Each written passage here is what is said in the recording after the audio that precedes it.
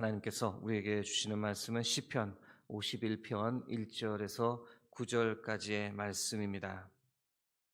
시편 51편 1절에서 9절까지의 말씀, 허락하신 말씀 교독하도록 하겠습니다.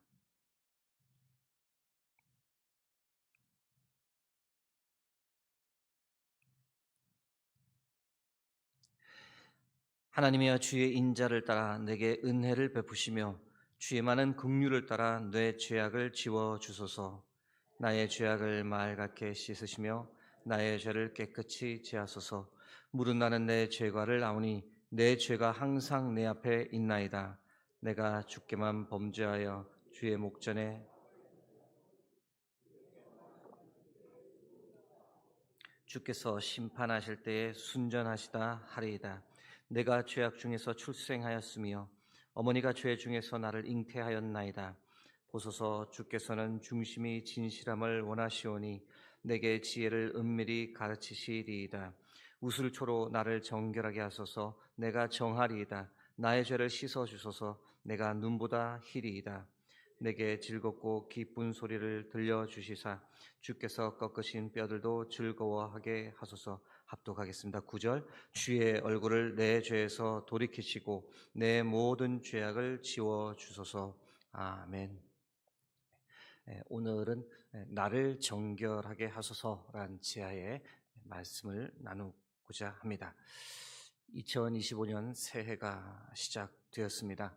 새해 시작을 어떤 말씀으로 함께하면 좋을까 고민을 했는데, 대부분은 이제 축복의 메시지를 하든지 희망의 메시지를 전하겠지만, 저는 오늘과 내일 회개에 관한 메시지를 전하고자 합니다.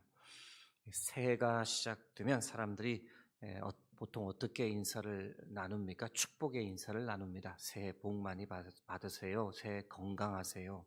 새해 하는 일 모두 다 형통하기를 바랍니다. 듣는 것만으로도 기분이 좋아지는 새해 인사입니다. 그런데 누군가 새해를 회개로 시작하십시오라고 말한다면 여러분 기분이 어떻겠습니까? 그 인사를 기쁘게 받아들일 수 있겠습니까? 기분이 좋지 않을 겁니다. 그런데 흥미로운 것은 새해를 회개로 시작하는 민족이 있습니다. 물론 새해 인사를 새해 회개하십시오라고 말하지는 않지만 새해 복 많이 받으세요라고 하는 일상적인 축복의 인사도 나눕니다. 그러나 정말로 이 회개와 함께 새해를 시작합니다. 어느 민족일까요? 바로 유대인입니다. 이전에 한번 간략하게 언급한 적이 있지만 오늘 좀 더 구체적으로 말씀드리려고 합니다. 유대인의 새해는 일곱 번째, 유대력으로 일곱 번째 달인 티시레이라고 하는 달의 첫날부터 시작합니다. 여러분께서 익숙한 태양력으로 말씀드리면 9월이나 10월 중에 이 새해가 시작됩니다. 원력에 기초하다 보니 이게 해마다 바뀌는데 2025년 올해를 말씀드리면 이제 9월 23일부터 유대인은 새해가 시작됩니다. 이 날을 로시 하샤나라고 해서 새해의 시작 이렇게 부릅니다. 그런데 새해 첫날부터 10일 동안을 지칭하는 표현이 참 특이합니다. 뭐라고 하느냐? 아사라 여메 주바, 회개의 10일 또는 야밈 노라임, 두려움의 날들이라고 칭합니다. 새해 시작을 알리는 말치고는 좀 무서운 말입니다. 무슨 의미를 담고 있느냐? 새해가 시작하면 뭔가 복을 바라거나 건강을 바라거나 부를 바라는 기도보다 먼저 회개의 기도를 해야 한다 강조하는 표현입니다. 이 같은 전통은 고대 이 랍비 문헌은 미시나에 근거하는데, 미시나에 의하면 하나님은 새해 첫날에 세 권의 책을 펴두신다는 겁니다. 한 권의 책에는 선한 일을 행한 의인의 이름을, 한 권에는 악한 자의 이름을, 마지막 책에는 선한 자도 아니요 악한 자도 아닌 보류 상태에 있는 자들의 이름을 기록해 두고, 선한 자의 책에 기록된 이름은 즉시 생명책에 기록되어 봉인됩니다. 악한 자의 책에 기록된 사람들은 죽음을 향해 갑니다. 그런데 이 중간에 속한 사람들에게 하나님께서 10일간의 유예 기간을 주시는데 이 유예 기간을 어떻게 보내느냐에 따라 선한 책에 기록되느냐 아니면 악한 자들의 책에 기록되느냐가 결정된다는 겁니다. 지금 말씀드린 이 10일간의 유예 기간이 유대인의 새해 첫날부터 시작됩니다. 그래서 우리가 성경에서 익히 하는 대속죄일까지 10일간 이어지는 거죠. 그래서 새해 시작부터 대속죄일까지의 10일간의 기간을 말씀드린 대로 회개의 10일 또는 두려움의 날들이라고 부릅니다. 이렇게 새해가 시작되면 평상시에는 유대교 종교 생활을 전혀 하지 않던 유대인들도 회당을 가고 행동과 말을 조심합니다. 남들에게 평소와 다른 친절을 베풀기도 하고 깨끗하게 살려고 노력합니다. 마지막 10일째가 대속죄일이라고 말씀드렸는데 그날은 아주 특별합니다. 저희들이 성경을 통해서 아는 의미로는 이 날이 바로 대제사장이 지성소에 딱 1년에 한 번 들어가는 날입니다. 이 날은 회개의 절정을 이루는데 성인은 하루 종일 금식을 합니다. 가죽으로 된 신발을 신지 않고 샤워나 목욕도 하지 않습니다. 향수나 크림을 바르지 않습니다. 이날은 심지어 1년 중 딱 하루 이스라엘 공항 자체도 완전히 폐쇄해버립니다. 하루 종일 나라의 비행기가 운행되지 않습니다. 이 유대인들의 새해는 이렇게 시작을 합니다. 성경에는 이 날을 어떻게 기록하고 있을까요? 이 날을 나팔절이라고 부르는 겁니다. 그래서 10일 동안 양강나팔을 붑니다. 레위기 23장 23절에서 25절 말씀입니다. 여호와께서 모세에게 말씀하여 이르시되 이스라엘 자손에게 말하여 이르라. 일곱째 달 곧 그 달 첫날은 너희에게 쉬는 날이 될지니 이는 나팔을 불어 기념할 날이요 성회라. 어떤 노동도 하지 말고 여호와께 화제를 드릴지니라. 여기에 기인해서 이제 우리가 마지막 날의 나팔 소리도 이해를 할 수가 있습니다. 나팔 소리의 영적 의미가 무엇이겠습니까? 깨어나라는 겁니다. 영적으로 무기력한 상태에 빠지지 말고 하나님의 나타나심을 준비하라는 경고입니다. 과거의 잘못을 반성하고 신년에는 하나님 앞에서 동일한 잘못을 반복하지 않겠다고 결단하라라는 촉구의 소리입니다. 자신의 내면을 들여다보고 반성하고 새해에는 행실을 고치고 살라는 경고의 소리로 볼 수 있습니다. 10일째가 되는 대속죄일에 관한 레위기 말씀도 읽어드립니다. 레위기 23장 26절에서 28절입니다. 여호와께서 모세에게 말씀하여 이르시되 일곱째 달 열흘날은 속죄일이니 너희는 성회를 열고 스스로 괴롭게 하며 여호와께 화제를 드리고 이 날에는 어떤 일도 하지 말 것은 너희를 위하여 너희 하나님 여호와 앞에 속죄할 속죄일이 됨이니라. 여러분, 시작과 더불어서 회개를 한다는 것, 과연 유대인들에게만 해당되는 것일까요? 그렇지 않습니다. 시작과 더불어 회개를 하는 것, 세례 요한의 모습에서도 예수님의 모습에서도 이 베드로의 모습에서도 공통적으로 발견될 수 있는 특징입니다. 세례 요한이 사역을 시작하면서 광야에서 무엇을 외쳤습니까? 마가복음 1장 4절 세례 요한이 광야에 이르러 죄 사함을 받게 하는 회개의 세례를 전파하니 이 예수님의 오심을 예배하던 세례 요한 역시 회개하고 세례를 받으라는 메시지를 처음으로 그의 사역에서 전했습니다. 예수님은 어떻습니까? 예수님의 첫 메시지가 무엇입니까? 마가복음 1장 14절에서 15절 요한이 잡힌 후 예수께서 갈릴리에 오셔서 하나님의 복음을 전파하여 이르시되 때가 찼고 하나님의 나라가 가까이 왔으니 회개하고 복음을 믿으라 하시더라. 예수님도 공생의 사역을 시작하시면서 처음 설파하셨던 것이 바로 회개입니다.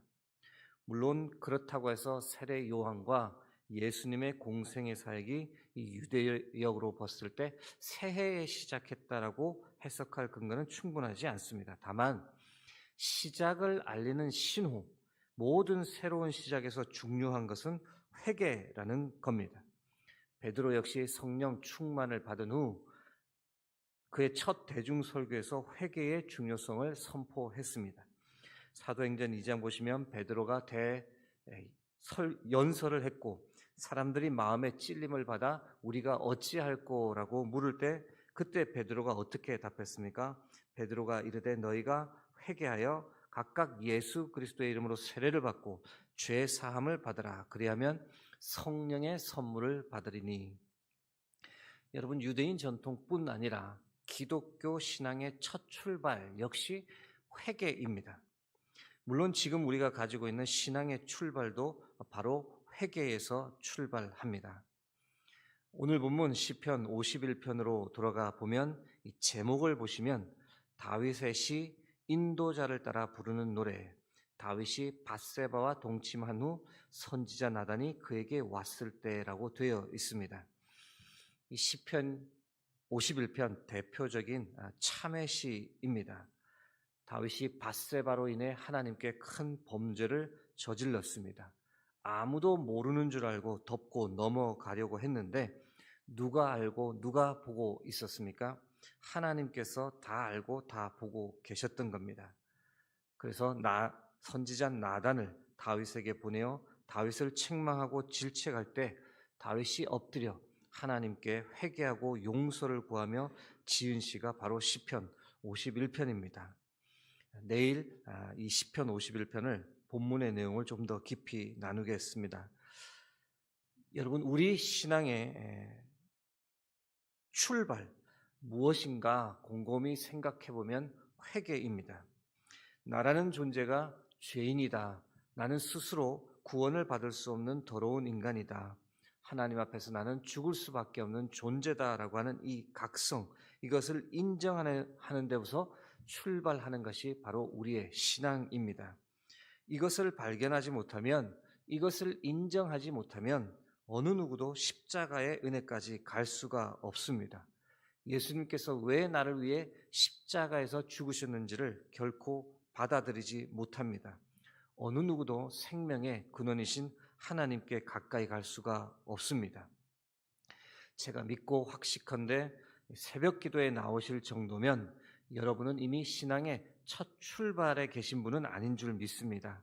이미 회개를 통해 하나님의 자녀로, 하나님의 백성으로 성령의 인치심을 받고 거듭난 분인 줄 믿습니다. 그러면 이후에는 회개가 필요 없을까요? 아닙니다. 거듭난 사람도 신앙을 지속적으로 건강하게 유지하려면 일상의 회개가 반드시 필요합니다. 그래서 신앙의 지속 가운데서도 일상의 회개가 필요하다는 것. 그래서 우리가 매주 드리는 주일 예배 초반에도 항상 포함되어 있는 순서가 무엇입니까? 참회와 용서의 시간입니다. 그런 시간을 우리가 왜 가집니까? 잠시 멈추는 것이 필요하기 때문입니다. 잠시 멈추어 자신의 삶을 돌아보는 것이 필수적이기 때문입니다. 하나님의 자녀답지 못하게 살았던 것이 있는지 없는지를 점검하고 있다면 반성하고 하나님께 용서를 구하고 씻김을 받아서 다시 한번 하나님의 자녀로 살아가기를 소망하는 마음을 그 안에 붓는 것, 신앙을 건강하게 지속적으로 유지하기 위해서 필수적인 과정이 바로 회개입니다. 여러분, 우리가 회개하는 것이 즐겁습니까? 참회와 용서를 구하는 것이 가벼운 마음입니까? 그렇지 않습니다.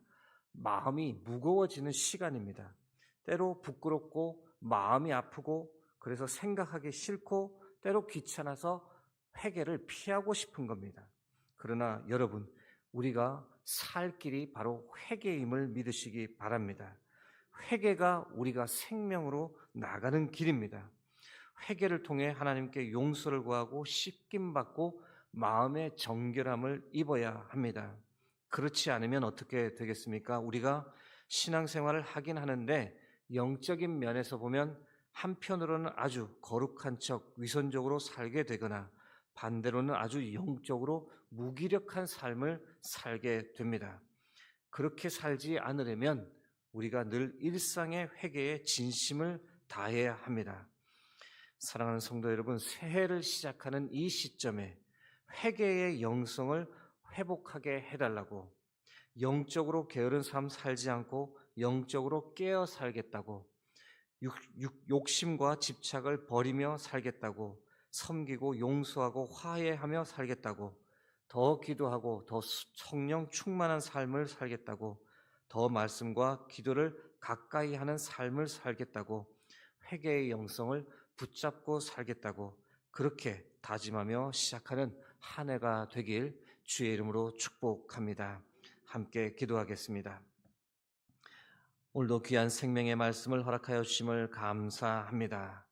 하나님, 한 해의 축복을 바라기보다 그보다 먼저 우리의 내면을 바라보고 하나님 앞에 우리가 부끄러운 것이 없는지를 돌아보며 회개하며 한 해를 시작하는 복된 은혜 허락하여 주옵소서.